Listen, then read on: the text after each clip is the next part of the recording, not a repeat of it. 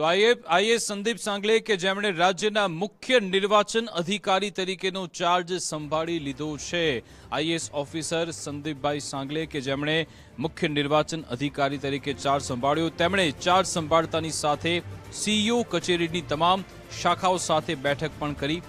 ચૂંટણી સંચાલન, મતદાર યાદી, આઈટી અને મીડિયા સેલની સમીક્ષા કરી રાજ્યથી જિલ્લા સ્તર સુધી તાલીમ વ્યવસ્થા મજબૂત બનાવવા પણ સૂચન કરાયું। આજ અંગે વિગત આપશે સંવાદદાતા નિકુંજ જાની ફોન લાઈન પર જોડાઈ ગયા છે। જી નિકુંજ।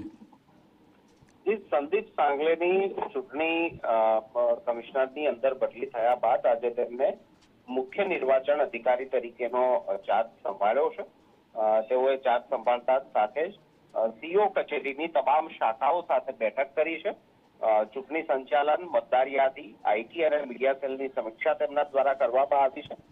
રાજ્યથી જિલ્લા સ્તર સુધી તાલીમ વ્યવસ્થા મજબૂત કરવા માટેને પણ તેમને સૂચન કર્યું છે। આગામી ચૂંટણીઓ અને મતદાર યાદી સુધારણા માટે તંત્રને સજ્જ કરવા માટે પણ તેમને અપીલ કરી છે।